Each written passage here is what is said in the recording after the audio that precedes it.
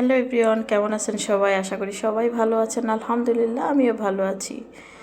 বিকালে বসে থেকে মাঝে মাঝে মনে হয় যে কিছু একটা বানিয়ে খায়, মাথার মধ্যে যখন যেটা আসে আর কি।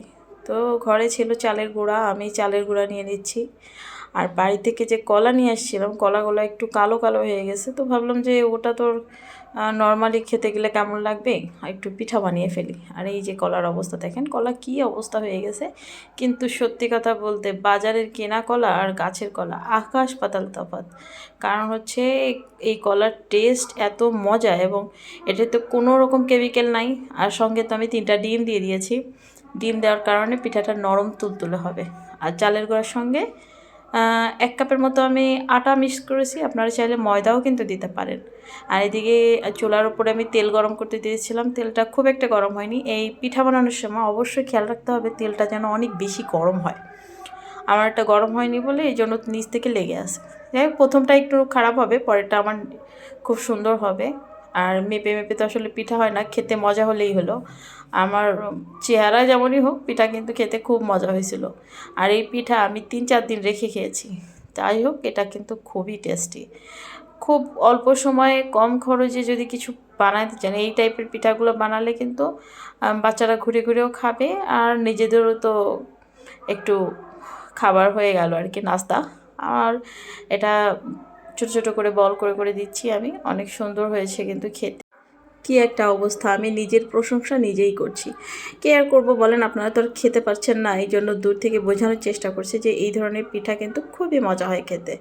আর আমার মেয়েটা কিন্তু পিঠার পাগল, একটু পর পর বলবে যে মা পিঠা খাবো। তো তখন আর কি করব, এই টাইপের পিঠাই বানিয়ে দিই, কারণ সব রকম পিঠার অ্যারেঞ্জমেন্ট কিন্তু আর বাসায় থাকে না, আর সব ধরনের পিঠা বাচ্চারা খেতেও চায় না। আর আমার পিঠা বানানোর পরে আবার নিজের জন্য রুটি বানানোর কাজ, সেগুলোও করতে হবে। আর রাতে আমি রান্নাটা এখানেই করি, রাতে না মাঝে মাঝে বসে করতে খুব ইচ্ছা করে, তখন আমি এই চুলাটা এখানে নামিয়ে আনি আর এই বেসিনের সামনে বসে বসে রিল্যাক্সে রান্না করি। আর এই পাশ থেকে আমার খুব সুন্দর মিষ্টি বাতাস আসে, যার কারণে আমি এখানে বসে রান্না করতে খুব মজা লাগে। আর এখানে বসে রান্না করলে একটা ফিল অন্যরকম। যারা হচ্ছে কাঠের চুলায় রান্না করে, ঠিক তাদের মতো মনে হয় যে না, আমি বোধহয় কাঠের চুলায় রান্না করছি। যদিও কারেন্টের চুলায় রান্না কিন্তু খুব ভালো হয়, খারাপ হয় না। কাঠের চুলার মতো হবে না, তবে এইভাবে রান্না করতে খুব ভালোই লাগে।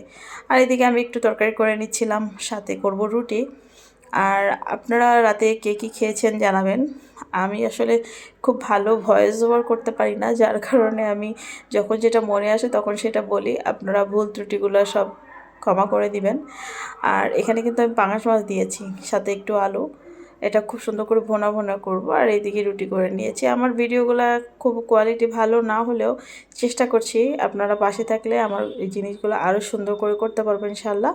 যাই হোক, আজকের মতো আপনারা সবাই ভালো থাকবেন, সুস্থ থাকবেন, আর আমাকে একটু সাপোর্ট করবেন, আর আমাকে সামনে এগিয়ে যাওয়ার জন্য উৎসাহ দিবেন। আল্লাহ হাফেজ।